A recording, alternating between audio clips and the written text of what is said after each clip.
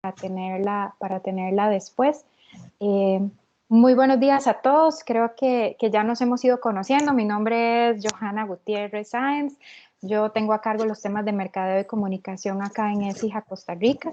Les doy de verdad la cordial bienvenida a esta segunda versión o edición de nuestro ESIJA Academy. Esta vez fue impulsado por República Dominicana y este tema súper interesante del desarrollo y financiamiento sostenible para la resiliencia. Algunas reglas muy sencillas de la comunidad. Les agradecemos a todos, por favor, poner sus micrófonos en mute. Acá, ustedes lo verán acá abajo en el control. Ahí tienen el micrófono para que por favor lo pongan en mute y podamos poner bastante atención a lo que nuestros expositores nos van a conversar. Y en caso de tener alguna consulta, también en el mismo control, ustedes tienen un globito con líneas para escribir la consulta y de esa manera tal vez irlas registrando y poder ir de manera ordenada a los expositores, evacuando cualquier consulta que nos pueda ir saliendo. Recomendación para quienes tengan problemas con el internet y el audio mejora muchísimo si nuestras cámaras están bloqueadas. Entonces, para quienes tengan algún problemita, pueden hacerlo de ese modo.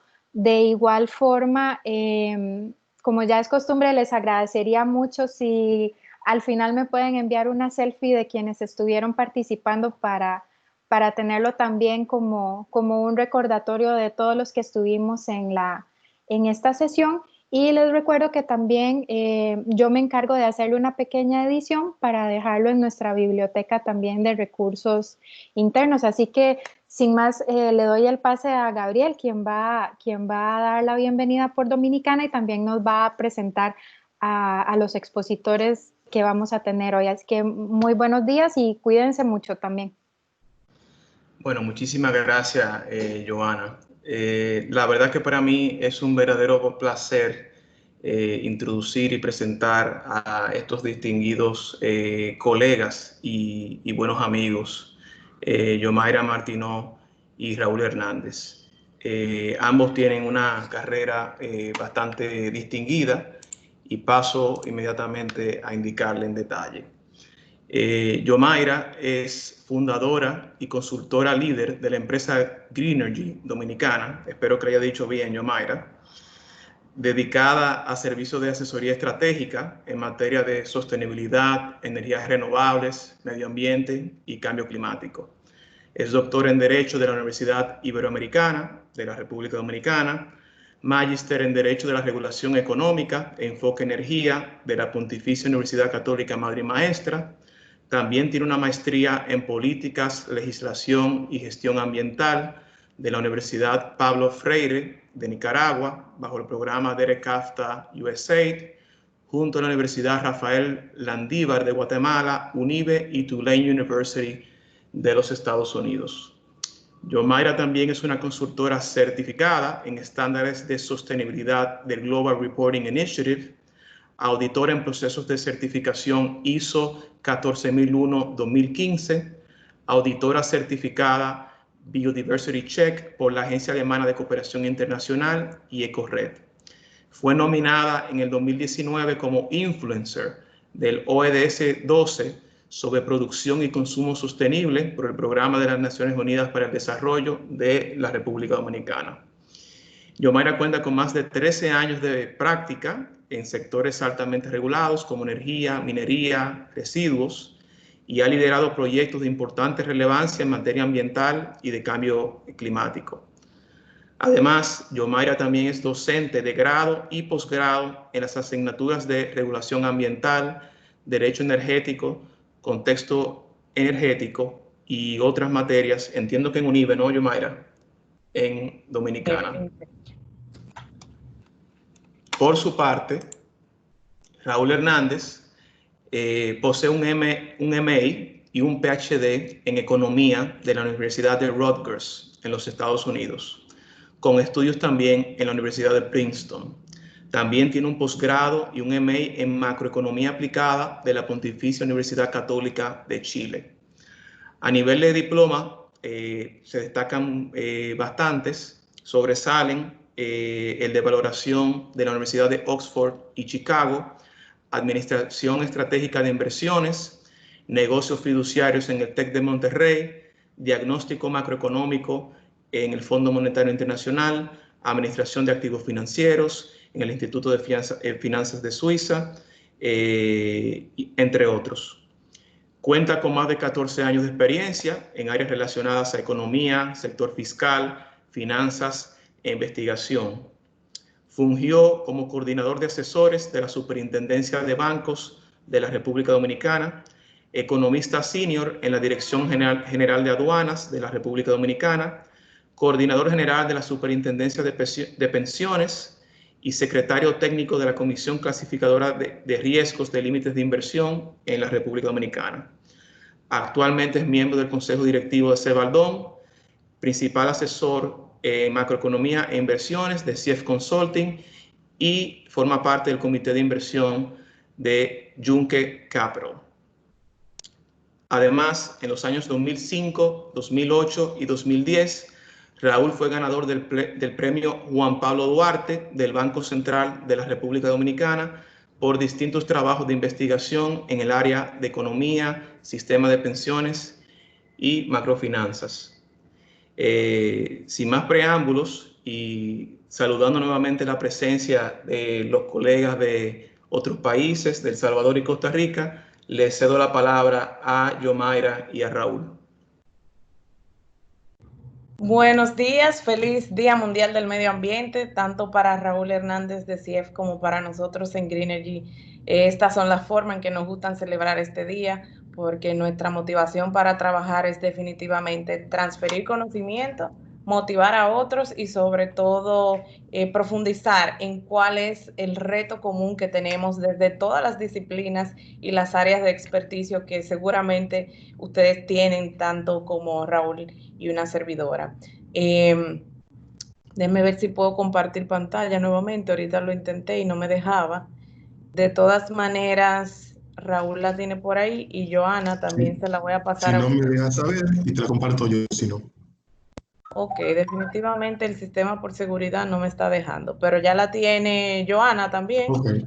Y Raúl, por si acaso. Empecemos entonces, Raúl, presentándonos.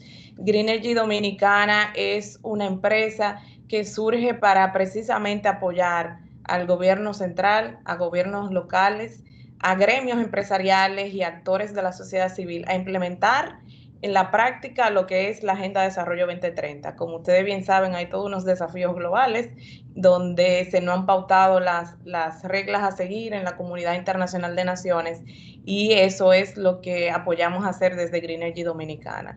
Tenemos unas áreas específicas de trabajo que es energías limpias, porque apostamos a la transición energética. Tenemos también el tema de desarrollo municipal a partir de una planificación y ordenación del territorio. Tenemos el área de cambio climático, que va relacionada a iniciativas tanto de reducir emisiones, que la vamos a ver más adelante, como de preparar a sistemas específicos como sistema energético, el sector minero, infraestructuras de otro tipo, a ser resilientes a los potenciales efectos del cambio climático. Y finalmente, como un eje transversal, tenemos lo que es sostenibilidad y creación de capacidades. Sostenibilidad desde el punto de vista de apoyar a empresas a tener estándares, indicadores que seguir, una estrategia base, el reporte, que es importante en este tema financiero, y también la creación de capacidades, porque como le decía al inicio, solamente transfiriendo know-how es posible tener una cultura de sostenibilidad. Raúl, ¿bien? Perfecto. Mira, CF Consulting es una empresa que surge inicialmente como un centro de investigación en economía y finanzas en el 2006, pero por una realidad del mercado dominicano y su poco apoyo al tema de investigación, pues sale también un brazo de consultoría paralelo en ese mismo año. Hoy en día es parte de un ecosistema bien interesante de empresas que se apoyan en distintos frentes y se especializa en trabajar principalmente con necesidades del sector financiero, desde la perspectiva del lado de inversión, el lado de gobierno corporativo y el lado de riesgos. Trabajamos mucho también con lo que es inversión extranjera, cuando necesita algún match local para levantamiento de fondos, para estructuraciones privadas, y con agencias multinacionales y gobierno. Nosotros trabajamos mucho con ellos para darle el flavor local de qué vehículos, qué instrumentos o qué tipo de entidades o inversionistas pueden estar interesados en ideas que puedan tener desde fuera o el gobierno. Entonces, nos hemos enfocado mucho en armar un buen equipo, ya sea de asociados in-house a través de distintas empresas, y también armamos la parte de consultoría y de investigación. También tenemos un frente de capacitación en las áreas en las que nos manejamos, que son al final del día economía, finanzas y desarrollo de negocios. Sin más, pues bien, sí, en este consorcio, este joint venture que tenemos CIEF y Greenergy, pues básicamente lo que aportamos es precisamente a lo que vemos en pantalla, a cómo identificar opciones y mecanismos innovadores de financiamiento para lograr las metas que se han pautado desde el punto de vista internacional hasta las agendas nacionales. Así que un poco vamos a pasar a lo que es el panorama general. Vamos a ver que como planeta y como sociedad en general nos enfrentamos a unos límites. Todos los recursos que utilizamos son finitos. Muchas veces pensamos que no, que son inagotables, porque cuando estamos en presencia de ellos, como el agua del mar, entendemos que estarán ahí para siempre, pero realmente recursos como son los recursos energéticos, los recursos mineros, los recursos hídricos y en general la biodiversidad tienen unos límites. Y ya el Centro Estocolmo de Investigación en esta materia pues ha definido cuáles son esos límites, que son los que vemos en pantalla. Hay muchos que están asociados a lo que es la degradación per se de la biodiversidad. Justamente el día de hoy que se celebra el Día Mundial del Medio Ambiente, el tema central que se ha escogido es ese, la protección a la biodiversidad, porque en ella se engloba no solamente los elementos que conocemos tradicionalmente en ciencias naturales, los elementos bióticos y abióticos, sino que hay otros componentes que conforman el concepto de medio ambiente y por tanto de la diversidad biológica. Y son, por ejemplo, los elementos socioeconómicos, los elementos estéticos y culturales. Así que la diversidad biológica nos ofrece unos servicios que están integrados a su concepto y son los servicios ecosistémicos. A partir de estos límites también tenemos que pensar que otro de los desafíos que tenemos en materia de desarrollo es que tenemos que cumplir con unas metas de desarrollo global que van hacia el norte de reducir la pobreza multidimensional.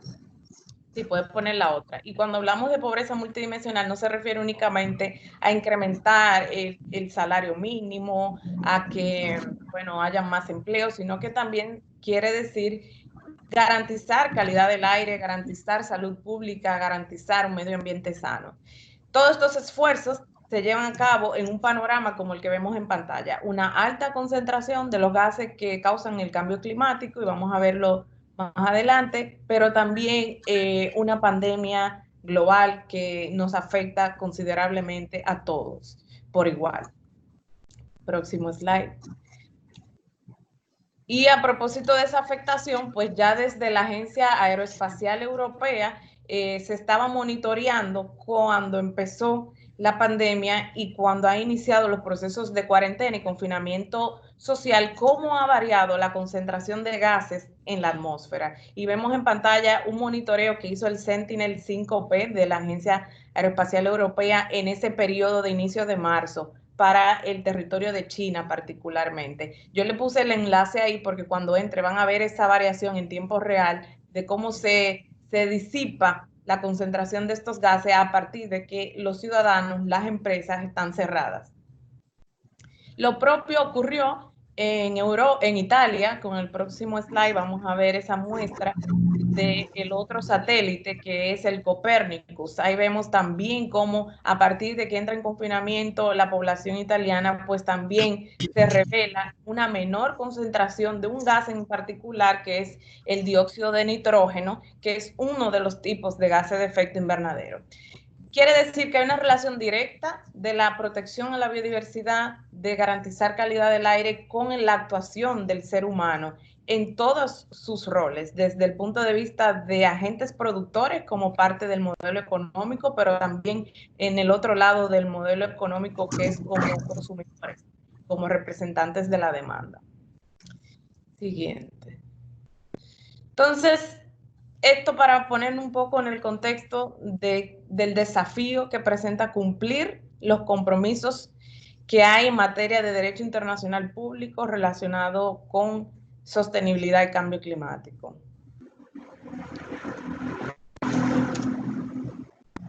Ya Ban Ki-moon decía en su pasada gestión que cuando hablamos de cambio climático y desarrollo sostenible, no quiero que se compliquen, estamos hablando prácticamente de lo mismo. Cómo seguimos creciendo como humanidad, como seres humanos, y a la vez garantizando los servicios básicos que requerimos: electricidad, transporte, vivienda, alimentación, educación, sin comprometer lo que es la estabilidad de ese equilibrio ecológico. Siguiente. Entonces, cuando hablamos de cambio climático, ya la Convención Marco de las Naciones Unidas sobre Cambio Climático lo define en su objetivo o en su artículo 1.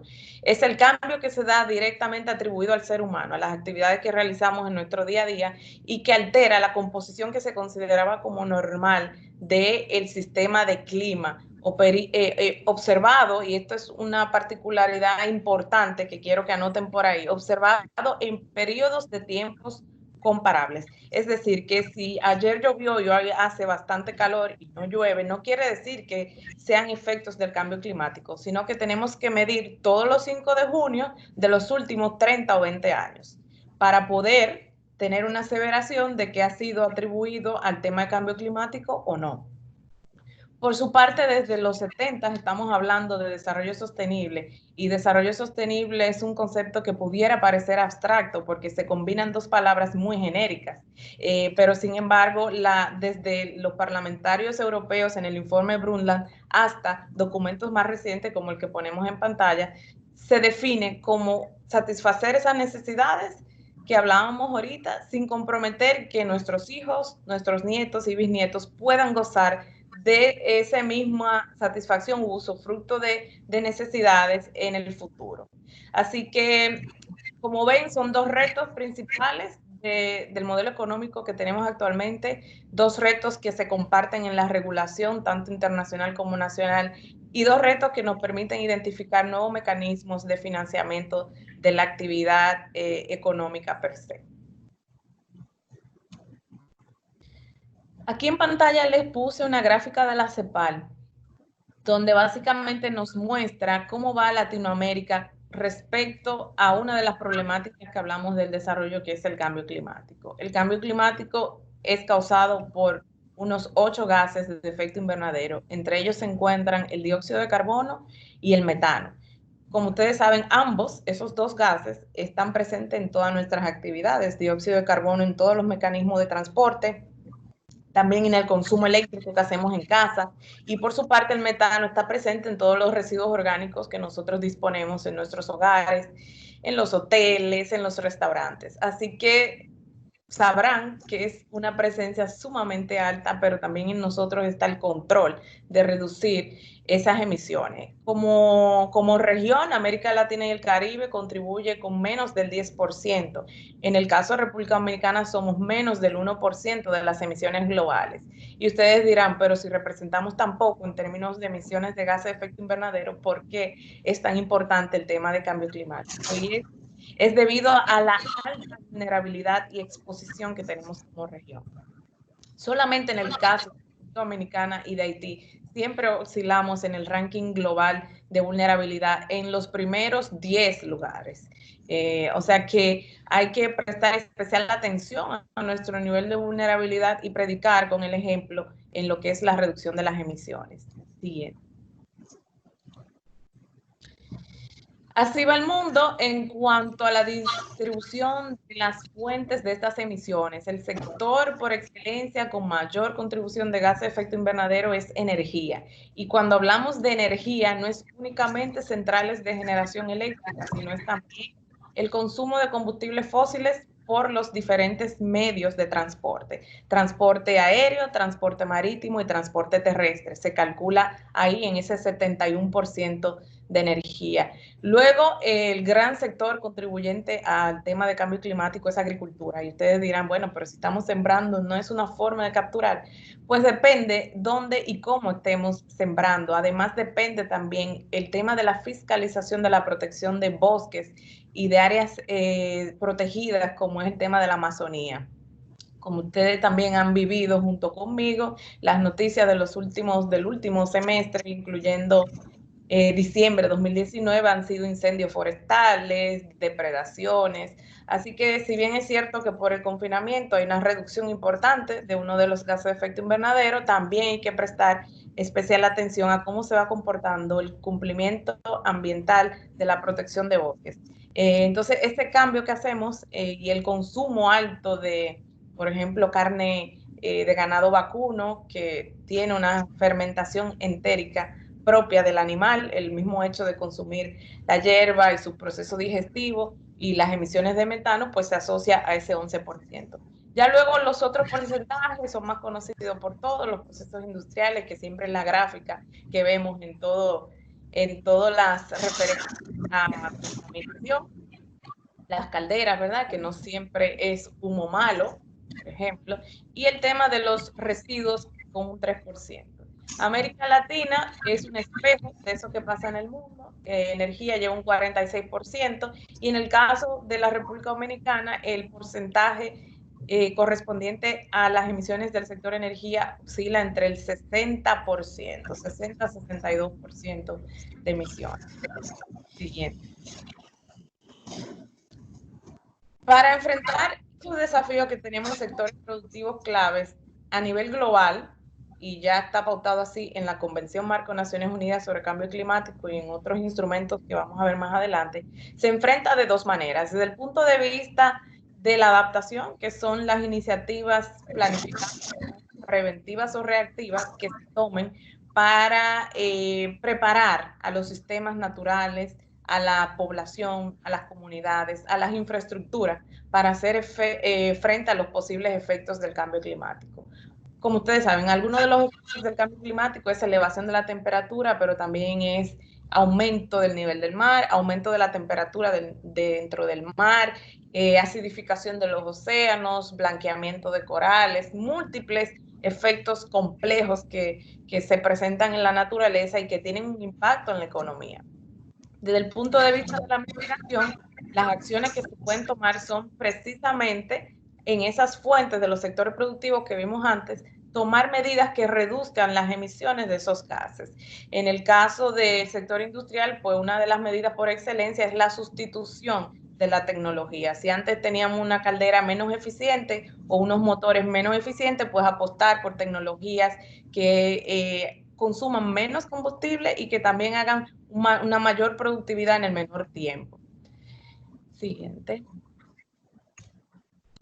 Entonces, a nivel internacional hay un marco regulatorio que ya ha ido escalando hasta el nivel de gobierno central y en algunos casos, como en el de Costa Rica, hasta los gobiernos municipales.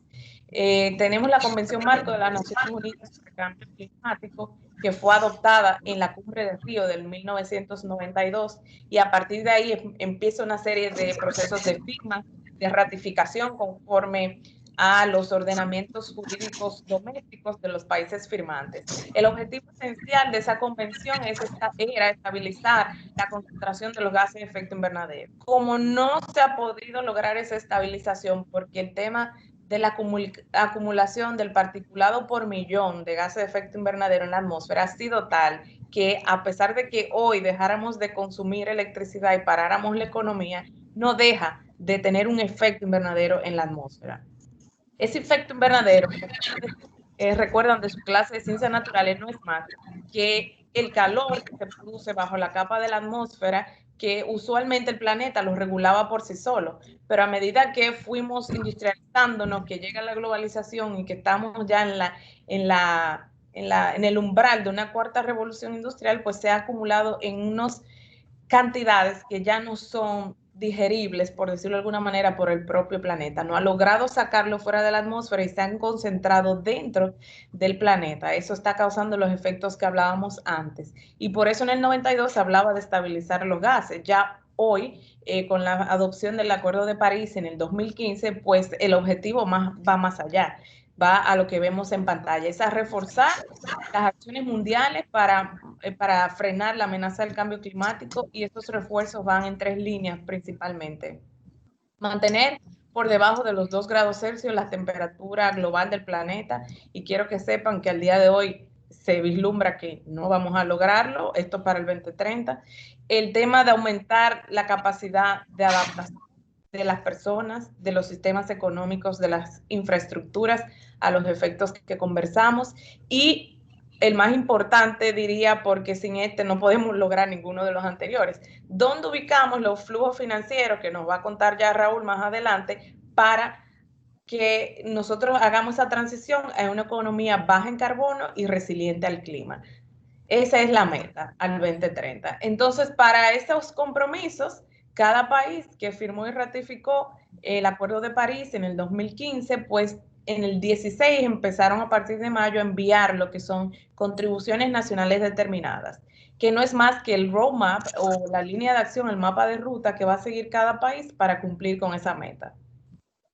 Por ponerle el ejemplo dominicano, nosotros dijimos que al 2030 vamos a reducir el 25% de las emisiones, partiendo de una línea base que fue el año 2010, en sectores claves como es energía, residuos y procesos industriales. Así que es un gran desafío. Cada país de los presentes en este webinar de ESIJA debe tener una contribución nacional determinada. Así que nosotros les invitamos a que entren a ese link que está al final del cuadro para que ubiquen la de su país y puedan ver hacia dónde se enfoca el desarrollo sostenible de su país. Siguiente. Entonces, la narrativa a nivel global en temas económicos, de sostenibilidad y de concienciación va por la línea que vemos ahí. Standard & Poor's al inicio de este confinamiento todavía reiteraba la importancia de los mercados de carbono, de ver el tema de la contaminación por plástico y retomar lo que es una economía circular. Y obviamente a partir de la caída estrepitosa del precio del crudo y de la volatilidad de este commodity per se, pues hay una apuesta muy firme desde el punto de vista de la Agencia Internacional de las Energías Renovables a que la salida a la recuperación del COVID-19 sea fundamentada en energías renovables, y lo vamos a ver más adelante. Siguiente. Entonces, señores, para ponerle cara al trabajo que tenemos que hacer, en pantalla vemos lo que Naciones Unidas ha denominado la Agenda de Desarrollo 2030. Se divide en 17 grandes objetivos que a su vez cada uno tiene metas. En total las metas son 159 y ese es el segundo documento que les voy a pedir que bajen y lo tengan como herramienta de trabajo.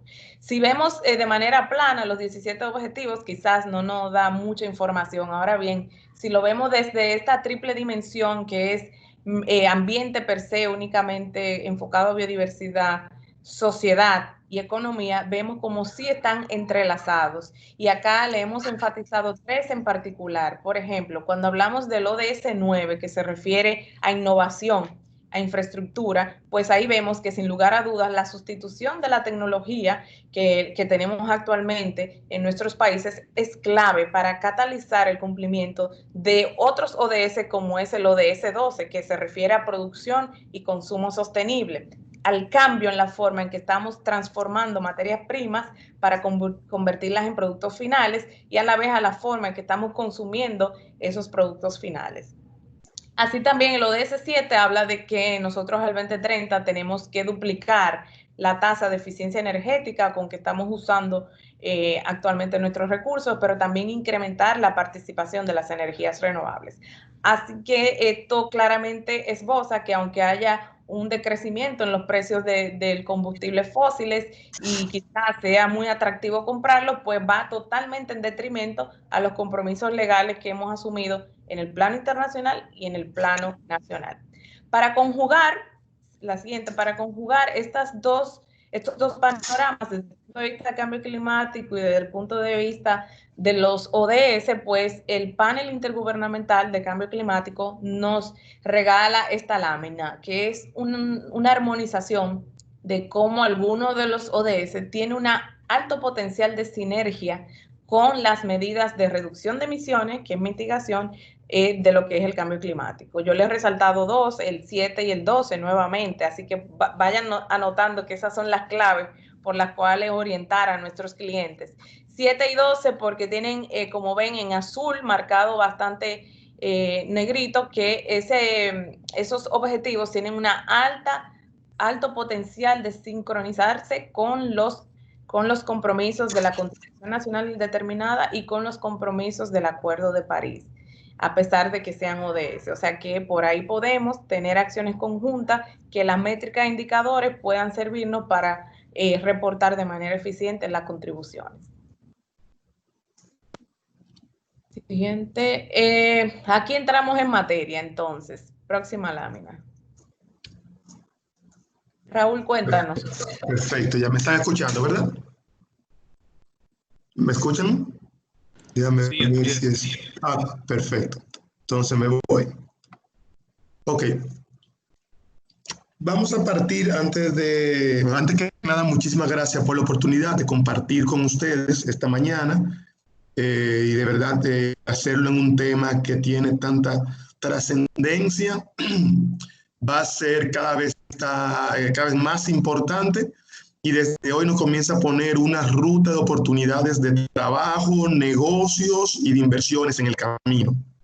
Entonces quiero partir, antes de entrar ya en materia propia de la presentación, con un pequeño checklist, hay 3 elementos fundamentales para que el mercado financiero global pueda asignar recursos de manera eficiente hacia cualquier oportunidad que se encuentre. Y son liquidez, o sea, dinero en abundancia para poder colocarlo en muchas de las cosas que toquen mi puerta como inversionista, tranquilidad para poder tomar decisiones pudiendo mirar corto, mediano, largo plazo y hacer todo mi debida diligencia así de manera ordinaria, y bajo endeudamiento a nivel general de aquellas instituciones que me están trayendo los proyectos. Con esas 3, la canalización de recursos es pristine, es bien natural y ordenada. Hoy en día el mundo está trabajando con una de las 3. Hoy hay liquidez, pero no hay todavía mucha tranquilidad en el mercado y hay mucho endeudamiento corporativo y de gobierno. Entonces vamos a ir con ese checklist hoy incompleto, entonces vamos a mirar de dónde viene el mundo, dónde estamos hoy y vamos a hacer un zoom a las oportunidades y retos que tiene entonces el financiamiento de iniciativas de desarrollo sostenible. O sea, ya ahí entra la presentación. Miren, la economía, y cuando pongo aquí estado de la economía hoy, vamos a decir que era el hoy hasta principios de marzo de este año, cuando llegó un nuevo fenómeno a la vida de todos y alteró la economía global, que era el COVID. Pero habían ya retos estructurales o particularidades que comenzaban a ser importantes o a quedar cada vez más importantes en Latinoamérica en las discusiones. Y una de ellas venía por el lento crecimiento económico. Las economías están, así como las personas, se hacen más maduras, se hacen más viejas y sus oportunidades y rentabilidades también van evolucionando en el tiempo. Entonces la Latinoamérica de hoy no es la Latinoamérica que teníamos en los 80. Ya la edad promedio de la población, en el momento donde la esperanza de vida va subiendo también, es completamente otra. Entonces comenzamos a tener como región los retos del envejecimiento de la población, que fortalece aún más el tema de menor crecimiento, porque población más vieja es una población que todo lo otro constante ahorra más. Ese exceso de recursos en las economías hace que las rentabilidades sean menores. Y economías con mucho capital, menos rentables, son esas economías que también crecen menos. Entonces, esto es un gran reto estructural que venía acompañado de desigualdad social. Todos ustedes saben que cada vez que llega una multinacional y tira la foto de desigualdad, África siempre sale como el continente más pobre, pero Latinoamérica es el continente de mayor desigualdad social y económica. Entonces, cuando uno le pone a eso la otra óptica del momento político que se está viviendo también, estamos comenzando a mirar el resurgimiento de gobiernos que se pueden tildar de populistas o de extremos en alguna medida. Entonces, la misma desigualdad me está comenzando a cambiar toda una agenda política y de reforma tras bastidores. Y un tercer elemento clave que es la degradación ambiental.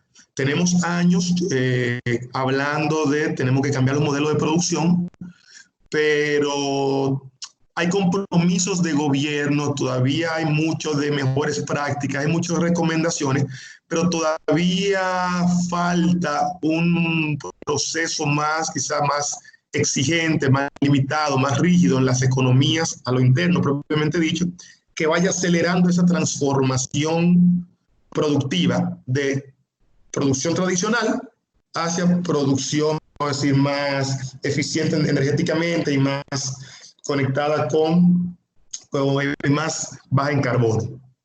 Entonces, a esto se le suman unas brechas importantísimas en la región que comienzan a enseñarnos dónde estarían las oportunidades y son la baja productividad que en general se observa en Latinoamérica. Hay países, hay sectores económicos donde se explotan más ventajas competitivas, ventajas de recursos naturales, pero en general somos una región que tenemos brecha de competitividad, de productividad y agenda y proyectos pendientes en infraestructura muy importantes. Tenemos problemas de segregación y rezago en calidad de servicios, sobre todo educación y salud. Y cada vez queda más claro que si hace algo más de 100 años se competía por capacidad del sector industrial, cada vez más la competencia es por la calidad de los recursos humanos. Entonces, esta falta de inversión, sobre todo porque se materializan sus resultados en más de 15, 20 años, eventualmente nos va a presionar más como región. También tenemos aspectos de brecha de género y desigualdades en los territorios y con respecto a minorías étnicas. No todos vivimos en países donde tenemos todavía presencia de indígenas, pero por lo general estos son los grupos que más se ven afectados, pero también está el tema de género, que es una agenda pendiente prácticamente en todo el continente. Y sufrimos un impacto desproporcionado en el tema del cambio climático, sobre todo en los sectores más pobres de la sociedad. Y aquí entra mucho, lo van a mencionar ahorita, un tema que es cómo uno internaliza las externalidades en una economía como la de hoy en día. Entonces, veníamos con esta situación y llega COVID.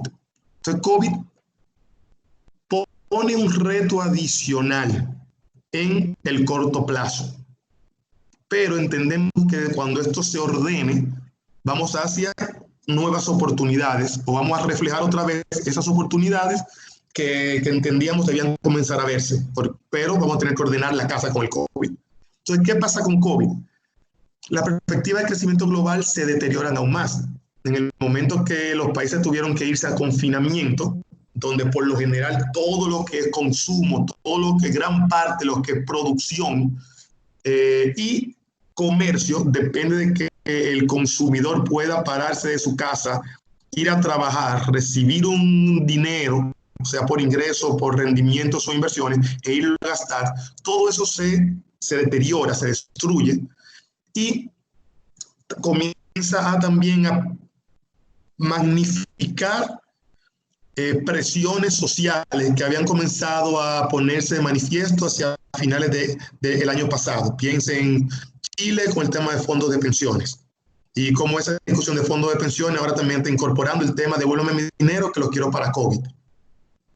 Entonces, eso ha generado un reto que en la medida que la economía se normalice y podamos hacer las fases de apertura y llegar a un equilibrio ya más normal, entonces deberían irse también aplacando un poco. Y algo clavísimo ha sido qué ha pasado qué ha pasado en el mercado financiero. Al final del día es quien nos va a proveer de una manera u otra el dinero para estas iniciativas de desarrollo sostenible. Y hay dos particularidades. Una, volatilidad. Y es el primer gráfico. Solo lo puse para prácticamente el último año, pero fíjense que cuando el mundo recibe de sorpresa las noticias de COVID, es importante. COVID va a llevarnos a que cerremos las economías del mundo entero. Miren Asia, miren cómo está pasando en Europa, y esto llega a América. El mercado principal del mundo a nivel financiero, que es Estados Unidos, genera dos situaciones clarísimas. Uno, lo que se llama flight to quality. Todos los administradores importantes de recursos sacaron sus inversiones del mercado, del mundo emergente, y las llevó a Estados Unidos de manera agresiva. Fue la principal salida de capitales de la historia. Y se acompañó está llegando a Estados Unidos porque es lo mejor que hay, pero aún aquí estamos viviendo niveles de volatilidad impresionantes. Y es lo que se ve en ese salto verde que se ve hacia finales de marzo, a abril como un máximo, y comienza a normalizarse hacia finales de abril y mayo. Aunque se ha normalizado, los niveles de volatilidad siguen estando por encima de lo que era antes de COVID. Y la volatilidad a la cual se llegó se pareció mucho a la volatilidad que hubo en los mercados cuando la crisis financiera del 2008 y 2009. Entonces esto asustó. Y cuando asustó, miran para abajo, hizo perder muchísimo valor en los mercados internacionales, esto de Standard & Poor's, en los mercados financieros, y hicimos el zoom de lo que fue Standard & Poor's. ¿Para qué? Para ver que fue una pérdida prácticamente a nivel de todos los sectores económicos, en el cual casi no se logran las ventajas de la diversificación. A uno siempre le cuentan, diversifica como inversionista, como persona que ahorra, como persona que puede tener proyectos para no tener nunca los huevos en una misma canasta. Pero cuando todas las canastas se caen, hay límites a la misma diversificación. Entonces eso fue lo que observamos a final de marzo. Todavía lo sufrimos en abril. En mayo gran parte de esto se corrigió y ahora a principios de junio ha seguido esta tendencia. Entonces, gran parte del tema de COVID entendemos que va a normalizarse, pero va a dejar sus secuelas.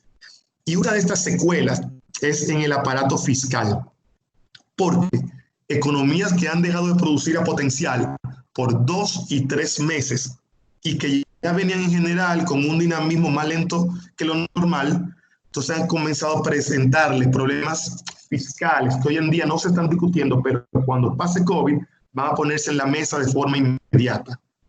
Un gobierno que tiene 3 meses sin poder recaudar, cuya economía está cayéndose un 7, un 8%, ¿necesita qué? Endeudarse.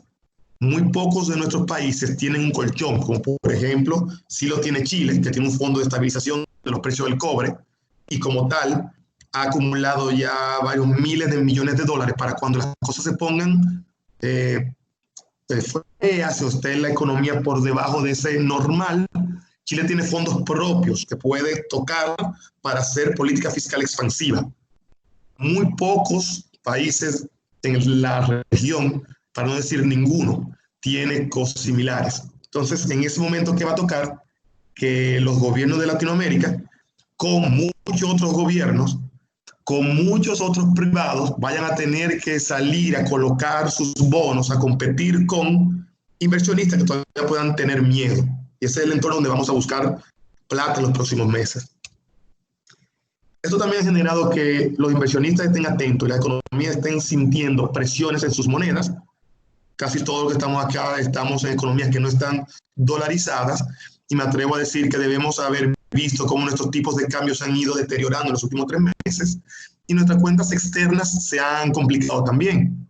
Países que dependíamos de turismo, inversión extranjera, remesas y colocación de deuda internacional han visto cómo esto ha frenado, y los capitales internacionales que habían acá, sobre todo capitales de portafolio, han ido saliendo también. Entonces son retos que nos va a tocar como países y eventualmente como región y al mundo en su totalidad ordenar hacia adelante. Entonces, las autoridades mismas se han visto con retos en sus manos, y una ha sido cómo yo manejo una crisis. de esta envergadura. No hay manuales para crisis generalizadas. Al tú trancar a los productores y consumidores en sus casas por meses, está quitando el motor de oferta económica y el motor de demanda económica de los países. Por lo general, las crisis se dan en un sector. Ustedes ven, cuando leen la historia financiera, que han habido crisis financieras, crisis de deuda de gobierno, crisis sectoriales porque aumentaron los precios del petróleo y por lo general los países de Latinoamérica son importadores de petróleo, precios porque se han caído los precios, crisis por caída de precios de materias primas y sus exportaciones. Entonces, por lo general, los manuales dicen cómo yo enfrento una crisis sectorial, le pongo liquidez a las empresas que lo necesitan, doy algún esquema de transferencia y poco a poco se ordena. Pero cuando la economía entera necesita un empuje, el presupuesto del gobierno puede quedar puede ser muy reducido. Entonces nos ha quitado un poco como autoridades de arreglar la casa con una perspectiva de mediano y largo plazo. Nos ha llevado a ¿qué? A mantengamos la casa funcionando, transfiramos dinero de la mejor manera que podamos, comencemos, puede ser discutido o no, un proceso de apertura económica lo más costoso que está saliendo esto, y pongámonos después en lo que es la casa ordenada con esa visión de largo plazo. Entonces, hoy en día, aunque está ya, gracias a Dios, comenzando a subir otra vez la discusión de sostenibilidad, los últimos 60 días principalmente eran COVID e impacto en la economía, más que cómo yo aprovecho esto para ese reskilling y ese reboot de la economía global, de la región y de cada uno de nuestros países.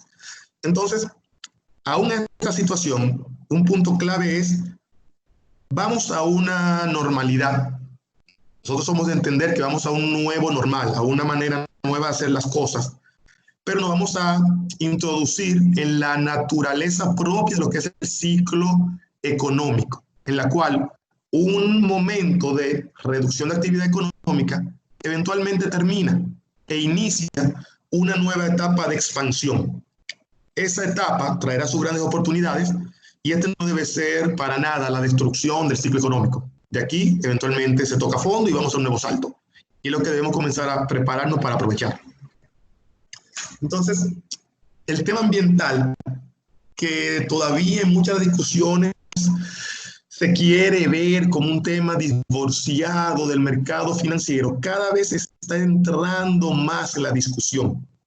¿Por qué? En la medida que fenómenos naturales impactan países, islas, países costeros, nos vamos dando cuenta que levantar capital implica asumir ahora unos riesgos que no estábamos tomando en cuenta anteriormente. Unos riesgos que me generan pérdidas financieras importantes. Siniestros que ahora las compañías de seguro, en la medida que estamos viendo mayor cantidad de fenómenos naturales, de mayor intensidad, comienzan a exigirme pagos más altos para asegurarme, que son las primas. Mayores riesgos de incumplimiento porque ahora necesito comenzar a gestionar un riesgo por el cual no estaba acostumbrado. Me había preparado para riesgos operacionales, riesgos estratégicos y riesgos financieros.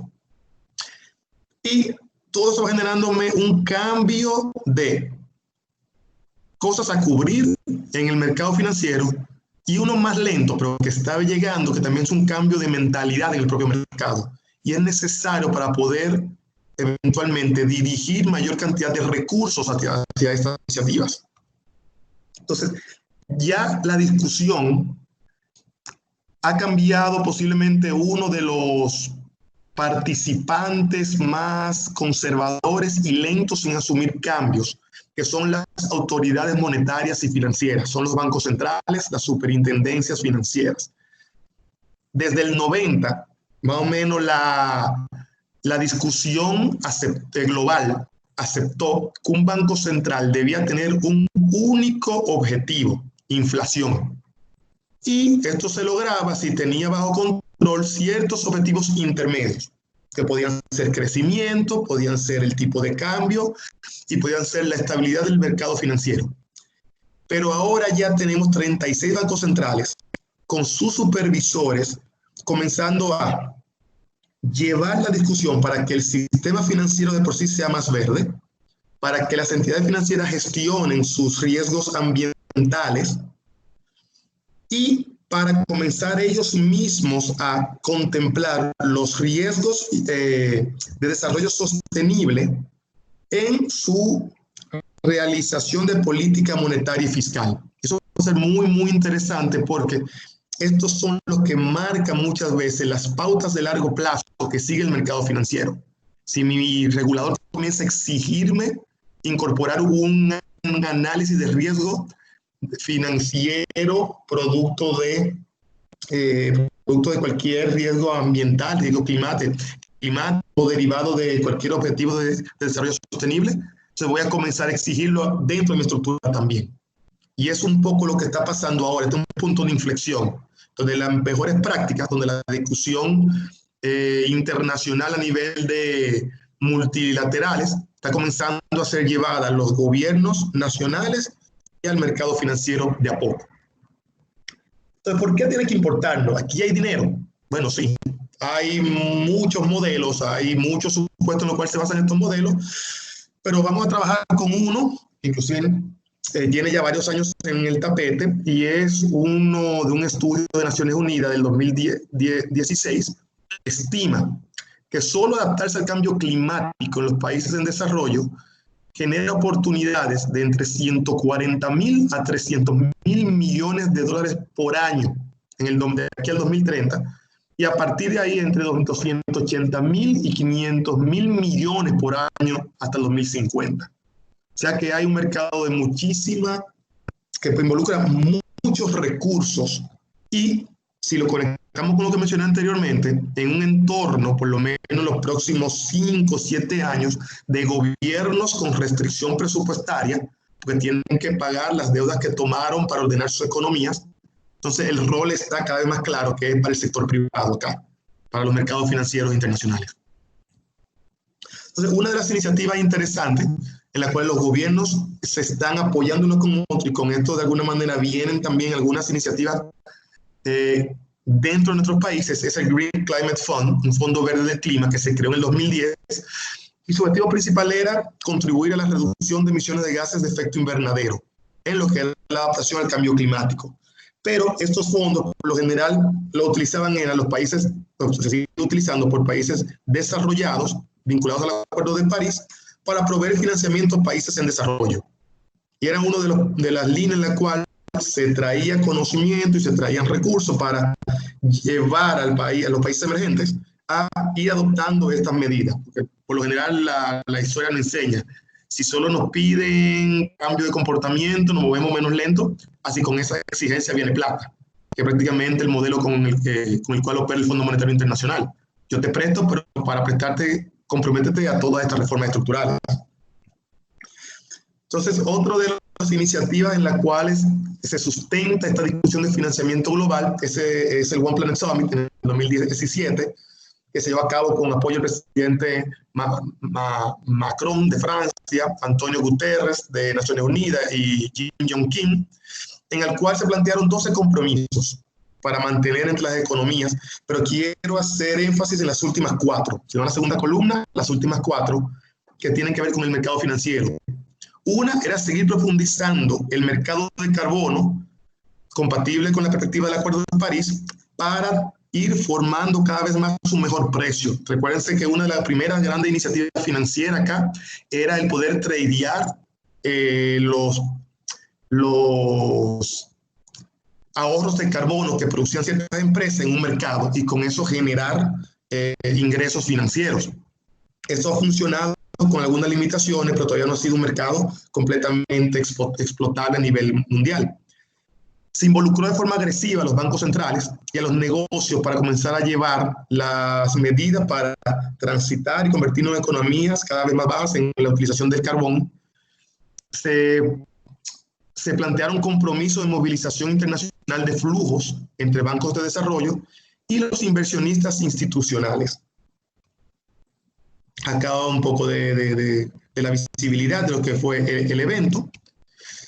Y hoy en día, vamos a decir, mirando la la discusión internacional, hay un momento importantísimo que fue septiembre,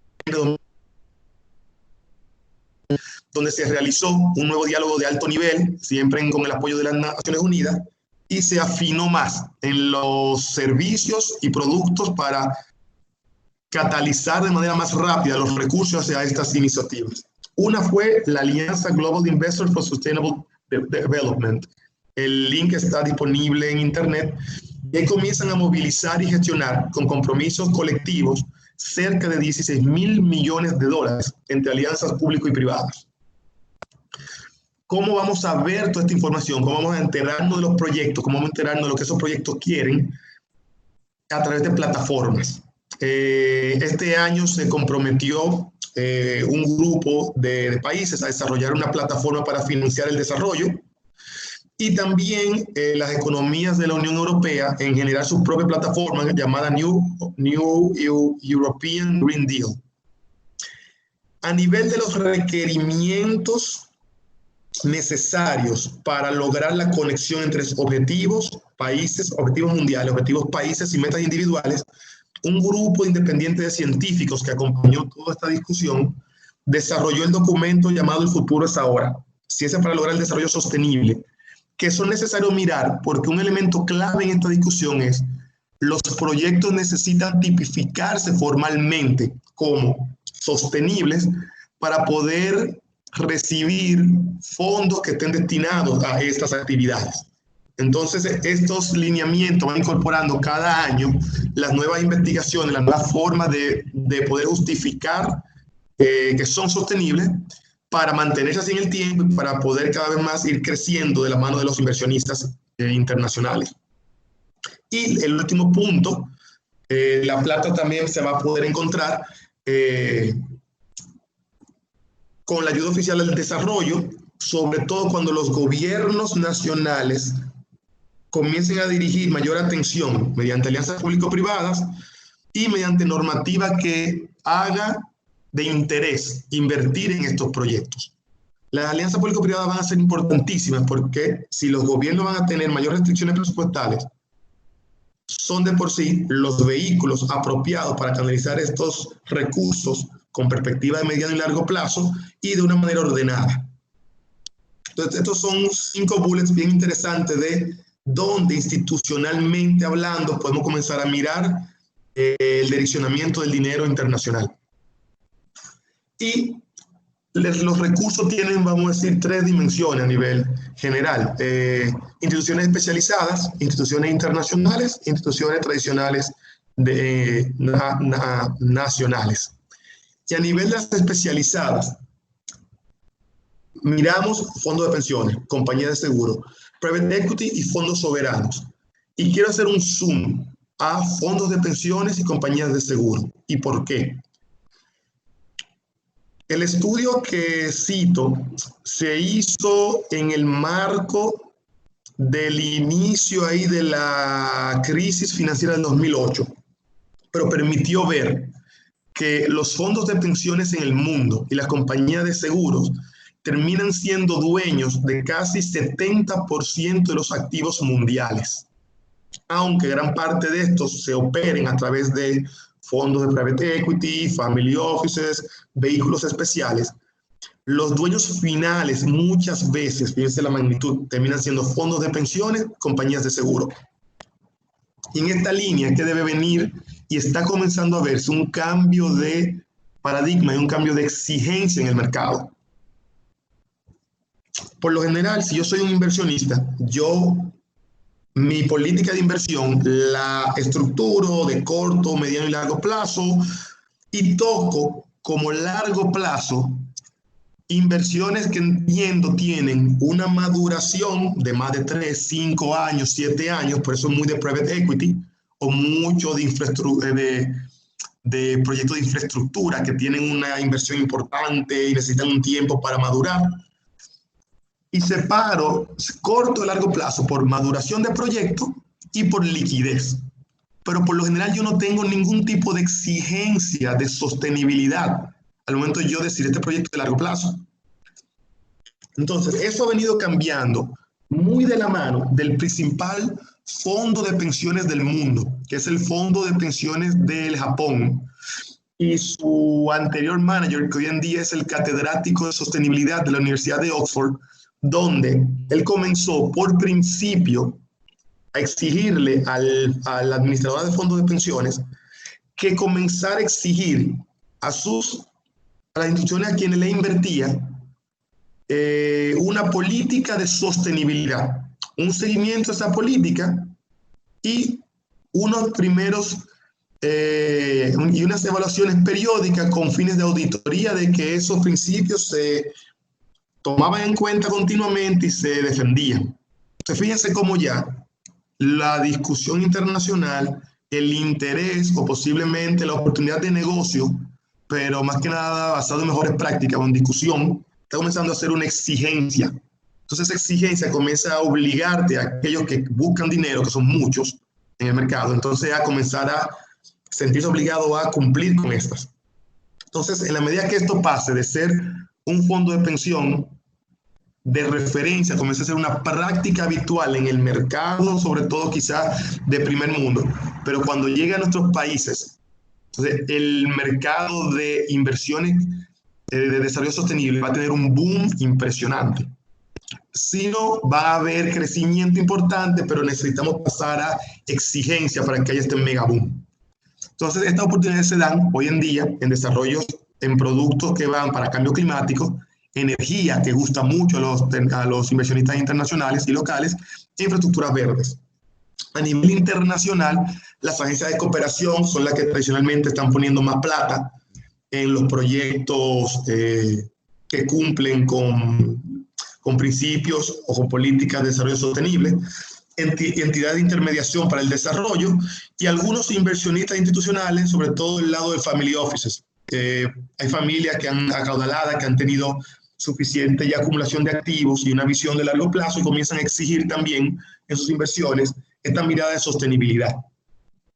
Pero todavía queda mucho más en la agenda local para poder convertir las iniciativas que hoy explotan las cooperativas, las alianzas público-privadas, los bancos internos, ya sean del gobierno o los privados, el mercado de valores, en oportunidades a gran escala para proyectos de desarrollo sostenible. Entonces están ahí, están más tímidas, pero están despertando. En nuestro país, en Dominicana, el banco más grande ayer anunció oficialmente una cartera dedicada a inversiones en proyectos de desarrollo sostenible, todavía pequeña, pero estamos hablando de cerca de 20 millones de dólares, pero al ser el banco más grande que lo está haciendo y al ya lanzarlo como una cartera importante, ¿qué genera eso en los que siguen? El interés de enseñar que también están en eso. Entonces eso comienza a mover un poco la discusión acá. Raúl, otra iniciativa, perdón. Y se puede decir el nombre porque se discute cuál es el banco más grande. Sí, el banco más grande, vamos a decir, sí, vamos a lo privado. Banco Popular anunció ayer eso, o sea que hay una competencia muy, muy fuerte entre Banco Popular y Banco de Reserva, dependiendo la óptica, uno queda como más grande que otro. Siendo Banco de Reserva, el banco comercial del gobierno. Okay. Entonces Banco Popular ya tuvo esta cartera de manera activa, oficialmente lanzada, y está muy interesado en seguir con esta discusión, y por ahí vienen ya los otros bancos que siempre quieren enseñar que están todos al mismo nivel, por lo menos los bancos grandes. Ya el mercado de valores dominicano también, con su supervisor, lanzó en el mes de febrero, si no recuerdo mal, Yomaira, una normativa para poder tipificar proyectos como proyectos climáticos, proyectos sostenibles y proyectos sociales. Ya comenzamos a poder enseñar estos proyectos, cumplen con mejores prácticas en esta línea y a comenzar a poder dirigir recursos, si quiere ser dirigido, hacia esas oportunidades. Entonces ya no es solo un tema del lado bancario, no solo es un tema de las agendas de gobierno ni de la multilateral, sino que ya también comienza a ser un tema de agenda del mercado de valores. Y hubo hace poco una noticia muy interesante de un grupo colombiano llamado Grupo Energía Bogotá, que tuvo una emisión muy exitosa, emitió $400 millones en los mercados globales y tuvo una sobredemanda de 11 veces el monto. Hubo demanda de alrededor de 4.400 millones de dólares para esos 400 millones de bonos siendo emitidos. Y hubo 290 órdenes de todo el mundo. Entonces, ¿qué te comienza a enseñar eso? Si hay proyectos buenos, si hay una normativa también que te soporta la inversión hacia esas iniciativas, el dinero está en el mundo. Y el dinero busca siempre, si hay un buen equilibrio riesgo-retorno, aquellos proyectos que pueden agarrar y pagar en tiempo y forma lo que exigen esos inversionistas. O sea que ese dinero está ahí y ya cada vez hay más formas de poder colocar ideas en proyectos y colocar proyectos y conseguir esos proyectos recursos. Estos recursos que mencioné, y lo mencioné de la perspectiva dominicana, dependiendo de qué tipo de proyecto es, pues se recuesta y debe cumplir con iniciativas climáticas, iniciativas de bonos verdes o iniciativas sociales. Pero lo clave aquí es poder definir dentro de los objetivos de los inversionistas exigencias de desarrollo sostenible. Tenemos que pasar de mejores prácticas a que se requiera por parte de ese inversionista con visión de largo plazo. Y estamos hablando que hay mucho por delante. Hablamos al principio, ¿se acuerdan de la magnitud del mercado? Pero hoy en día el mercado comienza a enseñarse que está subprovisto. Una página que me gustó muchísimo como observatorio se llama el Barcelona Center for International Affairs, que mantiene una revisión continua de toda esta discusión, creo que desde el 2015 que comienza. Presenta un estudio en el cual se estima que de los de 269 mil millones de activos financieros que hay hoy a nivel global, menos de 1.000 millones están siendo invertidos con objetivos sociales o ambientales. Es un número pequeño, un número que está enseñando una tendencia creciente. Pero fíjense el campo de acción que hay para que sea algo no tan de segundo orden, sino que comience a ser algo de relevancia en los mercados internacionales. Entonces hay que cambiar la discusión. El sector bancario y más aún el mercado de valores tiene la capacidad de influir significativamente en el cuidado del medio ambiente, directo en lo que hace, pero también indirectamente en la exigencia que tenga con las instituciones y personas a quienes fondea sus actividades. Pero recordemos un último aspecto clave acá, y es que los gobiernos, como les mencioné, tienen sus retos por delante con la deuda, pero no es solo gobierno.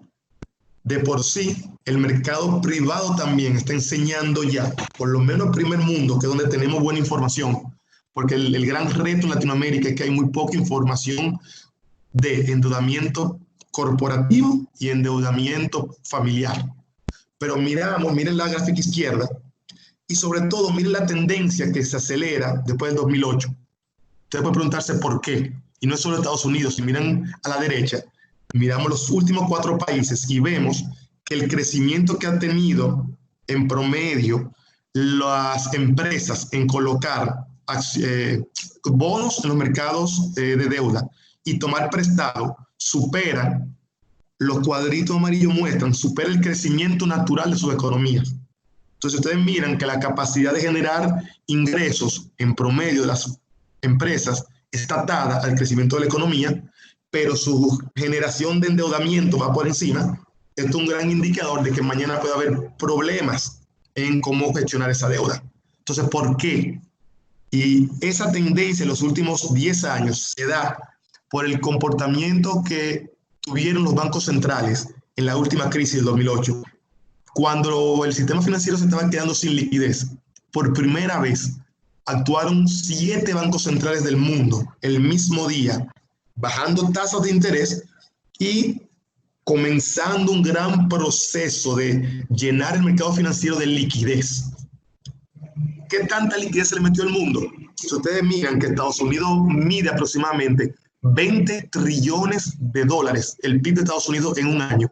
Bueno, el mundo se le puso adicionalmente entre 16 y 18 trillones de dólares en dinero nuevo para mantener el sistema financiero. Eso es casi otro PIB de Estados Unidos dando vuelta en el mundo, buscando dónde colocarse. Y se colocó en muchos sitios. Una parte importante de esa colocación, como ven, fue la deuda privada. Entonces, hoy en día, que estamos viendo toda esta gran oportunidad, tenemos que estar atentos a que hay dos grandes restricciones. Los gobiernos con sus restricciones de endeudamiento, pero los privados tradicionales también.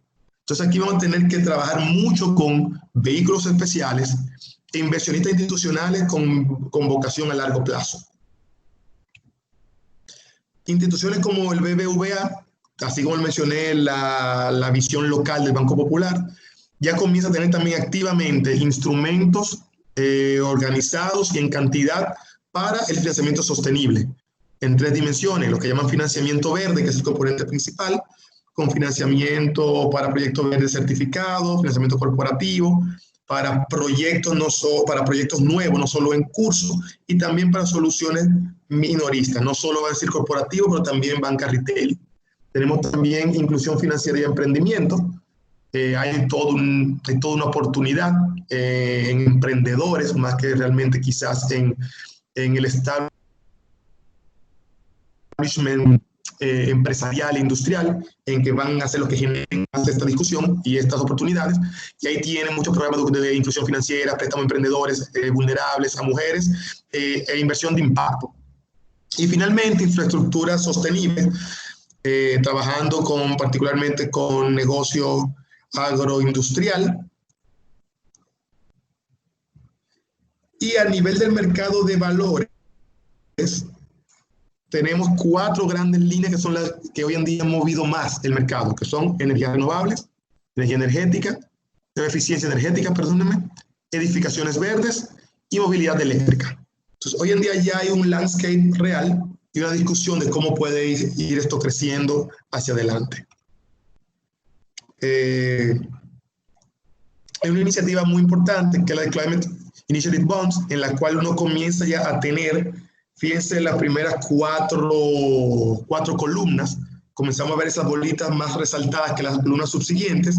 Estos son porque ya en lo que se llaman las iniciativas de bonos climáticos, comenzamos a tener requerimientos más expresos, más concretos, para poder definir las iniciativas como que califican para levantar fondos climáticos desde la perspectiva del sector energético. Ya tenemos para el sector transporte. Comenzamos a tener para agua y para edificaciones de bajo impacto en carbono. Pero siguen habiendo temas pendientes en la discusión y, como les mencioné, una discusión que está bastante viva. Y el tema es que todavía acá, como he ido también mencionando en distintos slides, hay muchos atractivos porque generan visibilidad, generan mucho el fortalecimiento reputacional a nivel de marca, aplana las curvas directamente de emisiones de gases de efecto invernadero y tiene todos estos beneficios reputacionales. Pero todavía hay muchos retos. Hay retos de barrera de entrada, entrar al mercado de valores en países como los de nosotros suele ser para proyectos de por lo menos 10 millones de dólares, si no hay que entrar pasándole los proyectos a inversionistas institucionales como administradoras de fondos de inversión. Falta de sensibilización o conocimiento en las organizaciones, todavía muchos niveles de los gobiernos estatales o gobiernos provinciales y también los gobiernos a nivel presidencial y legislativo, y falta incentivos. En un momento como este también, que va a haber mucho más interés de proyectos nuevos, de ser financiados en el mundo post-COVID, entonces los incentivos son una de las maneras más idóneas y para que el interés de los inversionistas se coloque donde uno como gobierno quiere que se coloquen esos recursos. Sin incentivos, competir es más retador.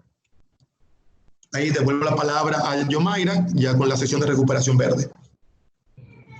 Bueno, pues ya sabemos por qué necesitamos conocer de estos aspectos de biodiversidad y cambio climático, como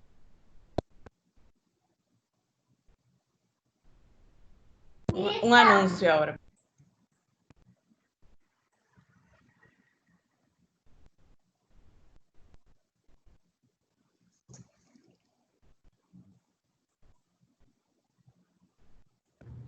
Volvimos del anuncio. Entonces, recuperación verde, post-COVID. Próximo slide. Básicamente se refiere a cómo armonizamos los paquetes de incentivos a la recuperación, a esta crisis sanitaria que tiene un origen natural. El hecho de que haya degradación de suelos, el hecho de que se violen los límites de la vida silvestre, de que empecemos a ser más exóticos en nuestros consumos gastronómicos, pues ha hecho que se creen o se evidencien enfermedades zoonóticas, que son las producidas por esta interrelación con la naturaleza. Y precisamente la pandemia no es un tema nuevo, lo que pasa es que esta no ha afectado a toda la comunidad de naciones prácticamente. Entonces, esa afectación a la biodiversidad ha sido parte de la causa y se ha visto que hay una relación directa en este proceso de salir de la pandemia con restaurar las áreas afectadas. Antes de que iniciara este año, vivimos los incendios de Australia, la pérdida de bosque de la Amazonía, entre otras afectaciones al medio ambiente. Entonces, ahora lo que se piensa es que si debemos construir nuevos hospitales, que si debemos reparar infraestructuras, pues se haga pensando en compensar esa afectación que ya tiene la naturaleza. Como ven en pantalla, nuestra región por el BID ha sido cuantificada que posee el 40% de la biodiversidad de todo el mundo, incluyendo especies que únicamente están en nuestra región y que están en un peligro importante de extinción. En adición, somos, como le decía al inicio, los más vulnerables al tema del cambio climático y, por tanto, las soluciones que se den a este tema deben considerar esa vulnerabilidad. Vulnerabilidad en el sector agrícola, vulnerabilidad en temas de la misma protección a bosques tropicales, de donde salen muchos de los insumos de industrias tan importantes como la farmacéutica. Así que, sin lugar a dudas, tener esta visión holística y tridimensional de lo que es el financiamiento, pues aportará a que eventualmente logremos las metas que hablábamos antes a nivel nacional, regional, como parte de lo que es el DERECAFTA en su capítulo 17, y a nivel global, que son los acuerdos en materia de cambio climático y Acuerdo de París. Siguiente. En adición, Raúl. Sí. Con el tema de COVID, hay una realidad que estamos viendo un poco, es que aunque ya estamos a nivel de Latinoamérica en las fases de apertura, iniciando esas fases de apertura, queda claro que todavía el COVID no se ha estabilizado, de que por lo menos su primera ola, que es una de las discusiones, va a ser una sola ola, puede tener otra, pero su primera ola está todavía muy enfocada en Latinoamérica en este momento, y Estados Unidos, Latinoamérica y Caribe, todo el continente americano. Entonces es algo que debemos mirar y prestarle atención, porque aunque por lo general las noticias positivas de las fases de expansión superan por creces las negativas, hay países cuyos procesos de normalización han tenido que dar para atrás. Un ejemplo es Chile, en el cual de haber estado prácticamente muy limitado en casos de coronavirus, las últimas 2 semanas ha habido un repunte de verdad impresionante. Y un caso es Corea del Sur, en el cual ya, como ustedes vieron, todo esto comenzó en Asia. Piense que Asia, hasta finales de mayo, ya estaba arriba la masa roja inferior, piense lo pequeño que era Asia, pero por alguna razón el proceso de apertura de Corea del Sur tuvo que detenerse y dar para atrás y volver al confinamiento por 2 semanas porque lo sorprendió un brote importante del virus. Entonces aquí la discusión es continua. Esto no porque ya pasó, podemos estar tranquilos que no va a volver más. Hay que seguirle dando seguimiento y esto también tiene retos por delante. Entonces, el impacto que ha tenido es importante. Prácticamente, cuando se mira en China, estamos hablando que enero-abril, China se contrajo un 6.8%. Fíjense que China es, sin lugar a dudas, la economía que genera el crecimiento adicional en el mundo es China. Y no contar con China me va a dejar un mundo de muy poco crecimiento económico. El mundo tiene dos polos. Estados Unidos, que es la principal economía del mundo, y que me genera casi el 40% de todo el crecimiento, pero el crecimiento adicional me lo generaba China. Hoy en día yo no estoy contando con China. Vamos a ver cómo termina esta segunda mitad del año para ver si podemos por lo menos quedar flat, quedar con tasa cero, pero China necesita cerca de 6% de crecimiento solo para mantener su nivel de empleo. Sin ese 6%, entonces volvemos a las presiones sociales que le mencioné, a las presiones sobre el gobierno. Pero no solo China, Estados Unidos también de por sí presentó en el primer trimestre un decrecimiento de 4.8%. Y todavía falta el impacto esperado en el segundo trimestre, porque se va a tener el impacto completo de lo que es abril y mayo. Entonces esos meses también van a ser muy importantes en lo que es la contracción económica de Estados Unidos y que exhibamos, que podamos ver una contracción del PIB posiblemente hasta el orden de un 6%. Entonces fíjense, un mundo que no va a tener la economía que más crece funcionando a normalidad, ni la economía más grande. En eso es que vamos a estar viendo nosotros con el tema del COVID, y esto lo mencioné. Mayra.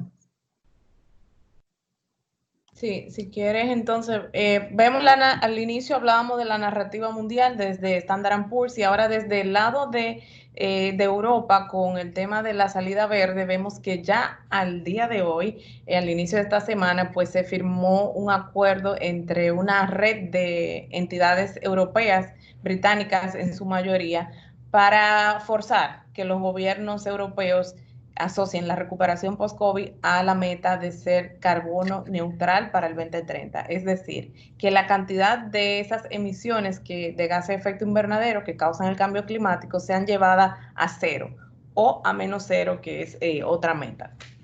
Entonces, también hoy día, Mundial del Medio Ambiente, muchas instituciones públicas y privadas, en sus pronunciaciones, en sus discursos y en los eventos que hay en todo el mundo, que les invito a seguirlos con el hashtag por la naturaleza o entrando al portal oficial del Día Mundial del Medio Ambiente y van a ver todos los eventos que hay en cualquiera de nuestros países aquí presentes en el webinar. Obviamente, cuando hablamos de recuperarnos, también está la parte económica, que es la que ha hablado Raúl, y cuando hablamos de empleo, lo que se busca es que se generen nuevos empleos para todas estas personas que han quedado fuera de la economía y los empleos asociados a las áreas de financiamiento que vimos al inicio, empleos en generación, en nuevos servicios de, por ejemplo, de gestión de residuos, en economía circular, empleos en energías renovables, en todo el tema de producción de agua, de turismo basado en la naturaleza. O sea que si debemos tener una estrategia, la estrategia tiene que estar asociada a retomar la importancia de la biodiversidad, a generar mayor incremento de las energías renovables, a usar de manera más eficiente nuestros recursos y a partir de ahí entonces tomar acción. Próxima lámina.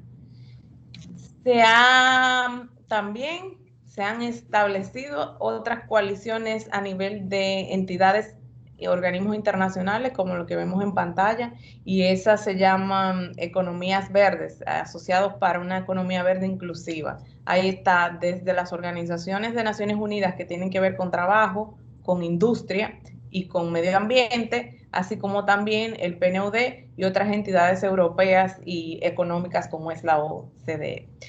Ellos tienen una declaración que se llama las 10 opciones que han prioritarias para lo que es la recuperación justa, verde y transformadora, y se la dejamos ahí en ese enlace debido al tiempo, ¿verdad?, que está ya en nuestra contra. Próximo slide.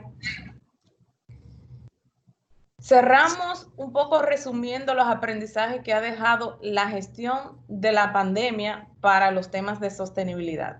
Ya sabiendo todos que sostenibilidad es armonizar los desafíos sociales con los derechos del medio ambiente y el tema del desarrollo económico, como lo conocemos. Y es que todo desarrollo, todo crecimiento económico debe basarse en el reconocimiento de que necesitamos el capital natural. No hay forma de que se desarrolle un sector minero, un sector eléctrico, un sector turismo, si no preservamos la biodiversidad. Sin reconocer esta importancia, pues no habrá sostenibilidad en el crecimiento y simplemente estaremos computando o analizando un crecimiento económico anual. Estaremos sacando un PIB, pero no estaremos pensando en los desafíos que se presentan a largo plazo. Se ha vuelto una mirada a los científicos y una evidencia de eso es que esté yo aquí hablando con ustedes hoy. Creo que se ha retomado la importancia de las ciencias en materia de planificación, de toma de decisiones y de desarrollo de nuevos instrumentos económicos. Se han fortalecido los procesos de toma de decisiones. Creo que en todo nuestro país ha sido una de las grandes ventajas de haber sufrido el COVID-19, porque ya hay comités de alto nivel que están conformados por representantes del gobierno central de todas las sectoriales, pero también hay un empresariado, y aquí respondo un poco tu pregunta, Gabriel, en alianza público-privada con gobierno. Vemos que muchos de nuestros países la donación desde ventiladores para asistencia respiratoria hasta equipos de protección personal como mascarillas y guantes ha sido provisto por el sector privado. Pero también me voy más allá, en lo que es financiamiento para potenciales proyectos verdes o sostenibles. Por ejemplo, si nos enfocamos a hospitales, los hospitales que se construyan de aquí en adelante deberán, por ejemplo, considerar la metodología SMART, y es que sean basados en el reaprovechamiento del agua que circula en el edificio, usando energías renovables, aprovechando luz solar, pero también digitalizados, donde toda la data y la gestión de la atención primaria o de la atención especializada se integre en un sistema, como vemos en el caso de República Dominicana, que se inauguró el centro C5I, que es un centro de inteligencia y seguridad nacional para el COVID-19, pero quedará para la posteridad. Definitivamente, en términos de governance y cumplimiento, este tema ha pasado al core business y ya la gestión de riesgo considera riesgos más allá de los financieros, de la transparencia y de la reputación. Ya estamos hablando de riesgos por fenómenos naturales, riesgos asociados al tema climático, y ya veo un empresariado hablándome de resiliencia. Sin lugar a dudas, estamos moviéndonos a una economía que ya no es lineal, no se enfoca en extraer, producir y consumir, sino que está pensando primero en que sea colaborativa, que no solamente se desarrolle un polo, sino que también se reintegre la materia prima nuevamente al aprovechamiento productivo. El gran reto que sigue también pendiente es cómo armonizamos estos compromisos que tenemos en materia internacional desde el punto de vista de los ODS, del Acuerdo de París, las contribuciones determinadas, con lo que está pasando a nivel nacional en la aprobación legislativa de agendas como es la ley de alianza público-privada, leyes de agua, las pendientes como ordenamiento territorial, esa misma de agua, la de gestión de residuos sólidos y coprocesamiento. Un sinnúmero de instrumentos jurídicos que deberán alinearse a esta recuperación verde. Finalmente,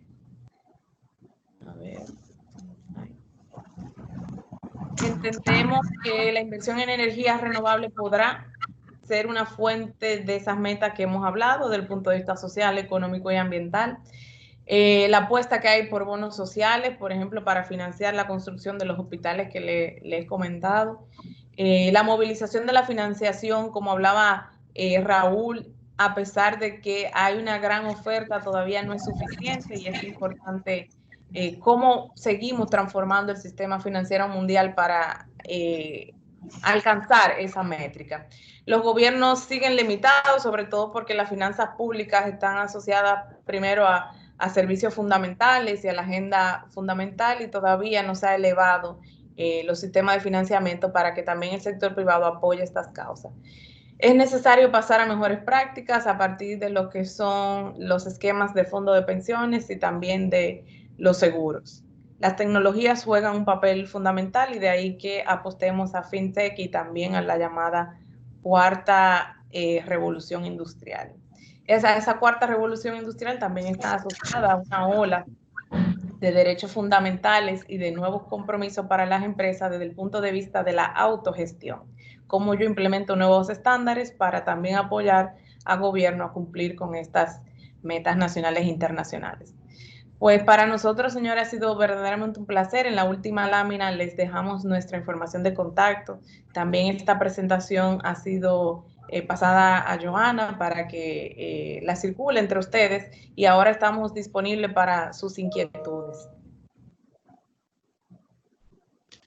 Bueno, pues muchísimas gracias, Yomaira. ¿Alguna pregunta?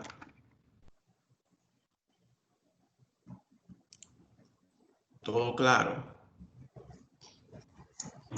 A ver, yo quiero hacer una pregunta. Tal vez ustedes me pudieran ayudar.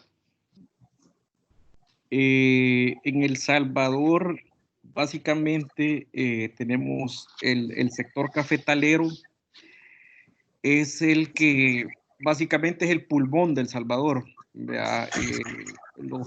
Los árboles o los palos de café producen una gran cantidad de aire que es beneficioso, agua, ríos. Y hace un par de años se estaba hablando de que iban a sacar unos bonos, ¿verdad? Que ayudaran a los caficultores para sembrar árboles de café y como garantía se iban a sembrar una gran cantidad de árboles, pero creo que al final ya no se logró nada, ¿vea? Porque existían organismos que daban dinero a agricultores y a cambio esos agricultores se comprometían a sembrar los árboles y esto beneficiaba al medio ambiente.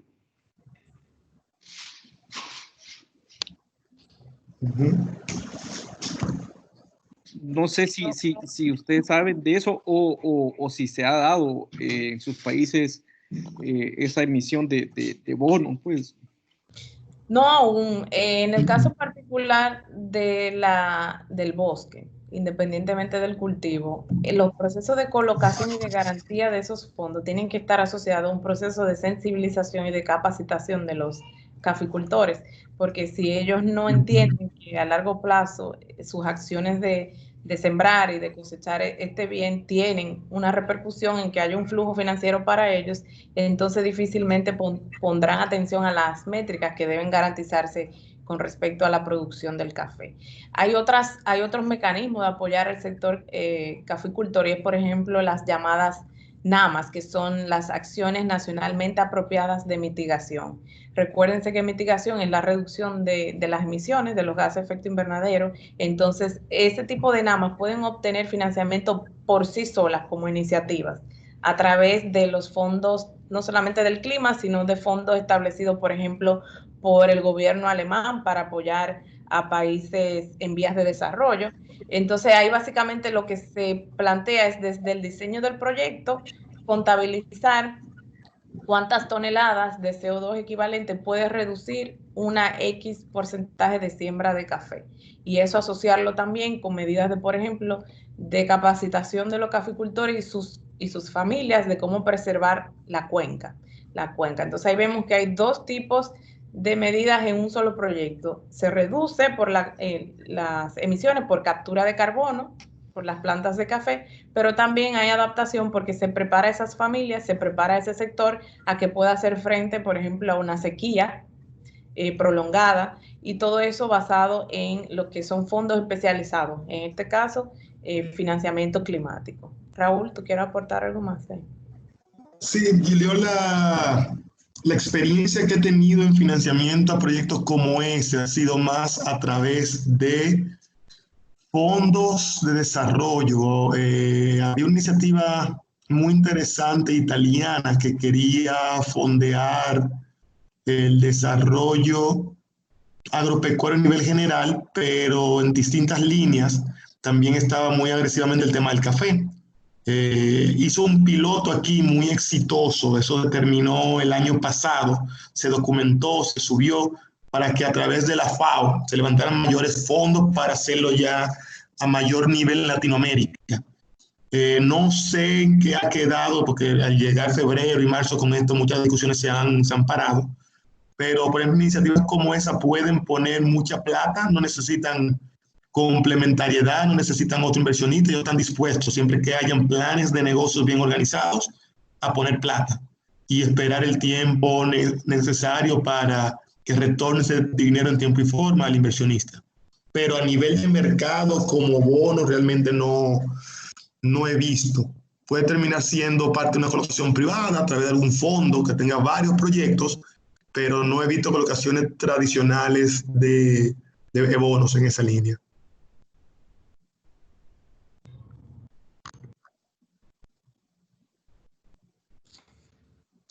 Perfecto. ¿Alguna otra inquietud o comentario?